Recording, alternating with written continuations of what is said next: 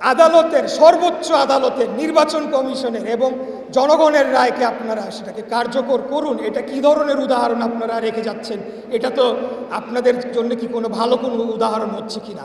এবং আমার জন্যও এটা কষ্টকর যে আমি জনগণের জন্য দুর্ভোগের সৃষ্টি ওদের করতে হচ্ছে, কিন্তু এটার একটা কারণ রয়েছে এবং সেই কারণটা হলো যে আমরা যদি এখান থেকে পেছনে ফিরে যাই তাহলে পরে একটা গণতন্ত্রের জন্য একটা আঘাত হিসাবে এই উদাহরণ সৃষ্টি হবে, যেটা আমরা কোনোভাবেই আমরা হতে দিতে পারি না।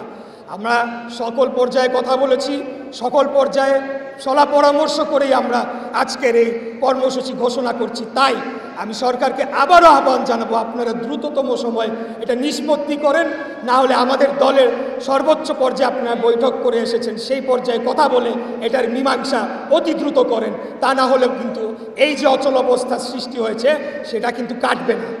আমরা একটা সিদ্ধান্ত নিয়েছি যে দৈনন্দিন যে সেবাগুলো রয়েছে সেই সেবাগুলোকে আমাদের তত্ত্বাবধানে চালু করা হবে, কিন্তু এর বাইরে অন্য কোনো বিভাগ বা অন্য কোনো উন্নয়নমূলক কর্মকাণ্ডের জন্য যারা এখানে আছেন তারা অফিস করতে পারবে না।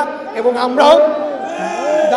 আমরাও প্রধান ফটকের তালা, এটা একটা প্রতীক, এই তালাটা আমরা খুলতে পারছি না, আমরা অত্যন্ত দুঃখিত। কিন্তু জনগণের যে দৈনন্দিন যে সেবাগুলো রয়েছে, জন্ম নিবন্ধন সহ আরও ইত্যাদি যে জরুরি বিষয়গুলো রয়েছে সেগুলো কার্যকর করা হবে, সেগুলো আমাদের তত্ত্বাবধানে চালু করা হবে।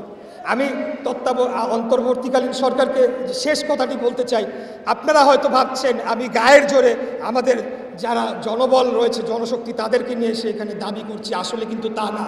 আপনারা ভুলে যাচ্ছেন আইনি যদি কোনো একটা বিষয় থাকে, আইনি যদি কোনো অধিকার থাকে, মেয়র ইলেক্ট অর্থাৎ নির্বাচিত মেয়র হিসাবে আমাকে আপনারা কোনোভাবেই এখানে আপনারা চাইলে এখানে মুছে ফেলতে পারবেন না। বরঞ্চ ভবিষ্যতে আপনাদেরকে কিন্তু এই যে শপথ ভঙ্গ, সংবিধান ভঙ্গ, দায়িত্ব অবহেলা, মন্ত্রণালয়ের নিষ্ক্রিয়তা এবং সর্বোপরি জনগণের ভোটের অধিকার, যারা আমাকে ভোট দিয়েছিল তাদের অধিকারকে আপনারা বিঘ্ন করেছেন, তাদের রহিত করেছেন, সেটার জন্য আপনাদেরকে আইনি মোকাবেলা বা আইনি চ্যালেঞ্জের মুখোমুখি হতে পারে ভবিষ্যতে। কিন্তু আমরা সেই ধরনের কোনো পদক্ষেপ নিতে চাই না।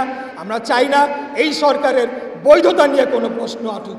এরপরে আমাকে যদি আপনারা আমার যে প্রাপ্য অধিকার বা জনগণের যা প্রাপ্য অধিকার সেটা যদি নিশ্চিত না করেন, তাহলে কিন্তু ভবিষ্যতে আপনাদের বৈধতা নিয়ে প্রশ্ন করার সুযোগ আমার থেকে যাবে। অতএব আমি এটা কোনো ভিন্নভাবে না নেওয়ার জন্য অনুরোধ করছি। এই সরকারকে আবারও অনুরোধ জানাচ্ছি, আপনারা দ্রুততম সময়টা নিষ্পত্তি করেন। যেই সকল পর্যায়ে আপনাদের কথা বলা দরকার আপনারা কথা বলেন, কথা বলে আপনারা এই শপথ গ্রহণ অনুষ্ঠানটি দ্রুততম সময় কার্যকর করেন। তাহলে এই অচল অবস্থা কেটে যাবে এবং একটা সৌহার্দ্যপূর্ণ পরিবেশ তৈরি হবে, যেই পরিবেশে আমরা সকল গণতন্ত্রী মনা রাজনৈতিক দল একসাথে আমরা কাঁধে কাঁধ মিলিয়ে আমাদের মধ্যে যত মত পার্থক্যই থাকুক না কেন, আমরা একটা সুস্থ, সঠিক, অবাধ, গ্রহণযোগ্য, অংশগ্রহণমূলক নির্বাচনের মাধ্যমে জনগণের কাছে রাষ্ট্র ক্ষমতা হস্তান্তর করব। সেই নির্বাচনে জনগণ যাকেই ভোট দিবে, যেই দলকে এই রাষ্ট্র ক্ষমতা আনবে, তারাই রাষ্ট্র পরিচালনা করবে।